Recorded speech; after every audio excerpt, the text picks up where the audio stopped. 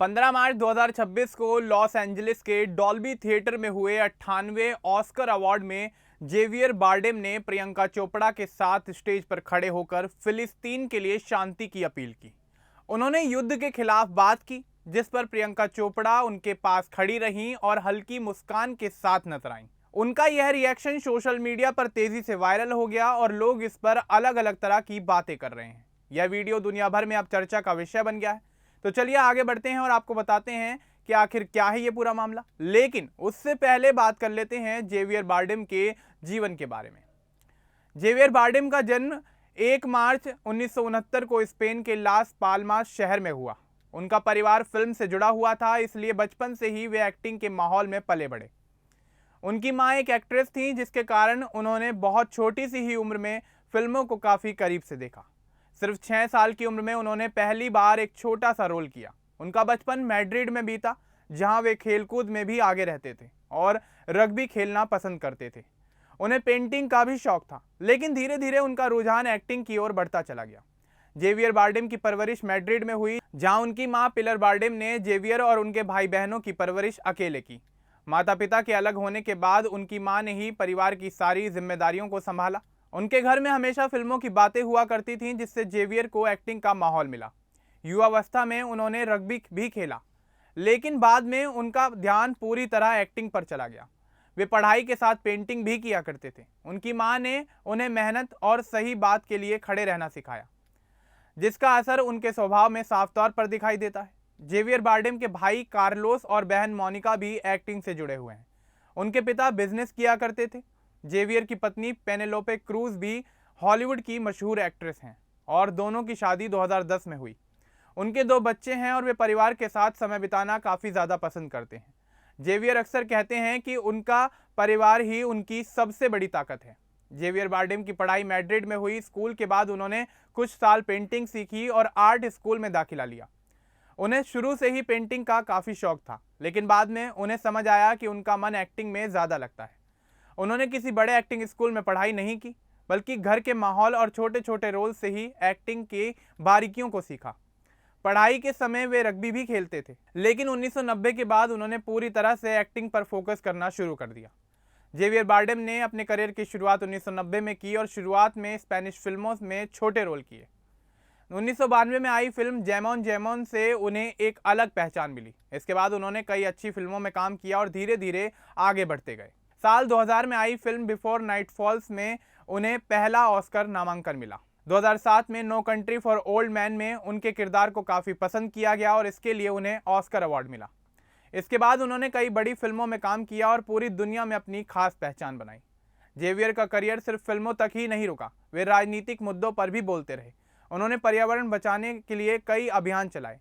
Spain में वे सामाजिक न्याय के खिलाफ आवाज़ उठाते रहे। उनका करियर 35 साल से ज़्यादा का है, जिसमें उन्होंने 50 से ज़्यादा फिल्में की हैं। अपने हर किरदार में वे गहराई लाते हैं। दर्शक उन्हें पसंद करते हैं क्योंकि वे एक सच्चे इंसान हैं। करियर की शुरुआत से लेकर आज तक उन्होंने कभी आसान रास्ते को नहीं चुना। वे स्पेनिश सिनेमा से हॉलीवुड तक पहुंचे, लेकिन अपनी जड़ें नहीं भूले। जेवियर के करियर में कई विवाद भी सामने आए। सबसे बड़ा विवाद फिलिस्तीन के मुद्दे को लेकर है। वे लंबे समय से कह रहे हैं कि गाजा में जो हो रहा है वह अन्याय है। 2024 में उन्होंने एक पुरस्कार समारोह में फिलिस्तीन के लिए बोलते हुए कहा कि हम चुप नहीं रह सकते। उन्होंने कई खुली चिट्ठियां साइन की, जिसमें इजराइल की नीतियों की आलोचना की गई थी। कुछ लोगों ने उन्हें यहूदियों के खिलाफ बताने की कोशिश की, लेकिन जेवियर ने साफ कहा कि वे सिर्फ इंसानियत के लिए बोल रहे हैं। 2025 के एमी अवार्ड में उन्होंने फिलिस्तीनी स्कार्फ पहना और फिर कहा कि गाजा में नरसंहार हो रहा है। अब 2026 ऑस्कर में उन्होंने स्टेज पर ही यह बात दोहराई। अब बात कर लेते हैं जेवियर से जुड़े ताज़ा विवाद को लेकर। तो आपको बता दें कि 15 मार्च 2026 को 98वें ऑस्कर का आयोजन डॉल्बी थिएटर में हुआ। इस अवार्ड शो में प्रियंका चोपड़ा अपने पति निक जोनस के साथ पहुंची। वे सफ़ेद गाउन में काफ़ी खूबसूरत लग रही थी। वे बेस्ट इंटरनेशनल फीचर फिल्म का पुरस्कार देने के लिए स्टेज पर आई। उनके साथ जेवियर बारडेम थे। दोनों नामांकित फिल्मों का ऐलान करने वाले थे। जेवियर ने सफ़ेद सूट पहना था और उस पर नो टू वॉर का बैज लगा था। विजेता का नाम बताने से पहले जेवियर रुक गए। उन्होंने दर्शकों से कहा कि oppose the war and liberate Palestine. Javier के इतना कहते ही पूरा हॉल तालियों से गूंज उठा। लोग खड़े होकर तालियां बजाने लगे। जेवियर ने जब यह बयान दिया तो इस दौरान प्रियंका उनके ठीक बराबर में ही खड़ी हुई थी। जैसे ही जेवियर ने बात कही, प्रियंका का चेहरा बदल गया। वे थोड़ी हैरान लगी, लेकिन वे मुस्कुराने लगी। फिर उन्होंने कुछ नहीं बोला, सिर्फ सिर हिलाया। यह रिएक्शन कैमरे में कैद हो गया और वीडियो सोशल मीडिया पर काफी तेजी से वायरल हो गया। लोग ये कमेंट करने लगे कि प्रियंका को इसकी उम्मीद नहीं थी। कुछ ने कहा कि प्रियंका खुश नहीं दिख रही थी, जबकि कुछ ने उनकी मुस्कान की तारीफ की।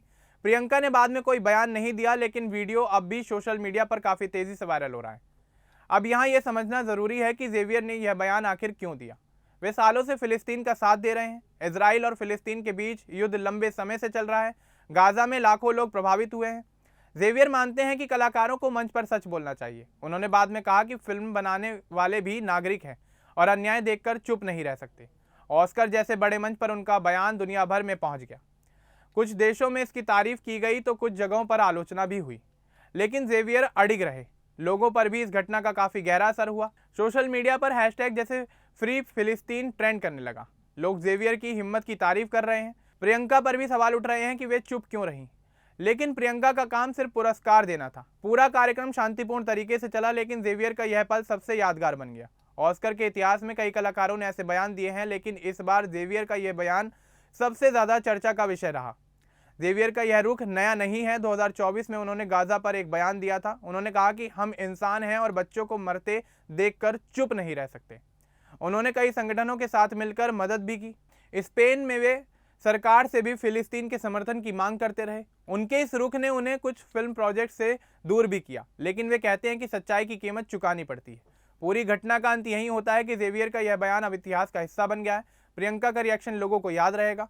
ऑस्कर 2026 में कई फिल्में जीती, लेकिन यह राजनीतिक संदेश सबसे ज्यादा चर्चा का विषय रहा।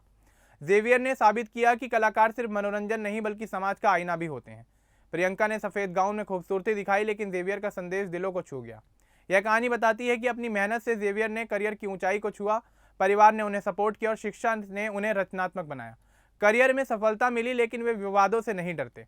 ऑस्कर वाला दिन उनके जीवन का एक और अध्याय बन गया। लोग अब इस वीडियो को देखकर चर्चा कर रहे हैं।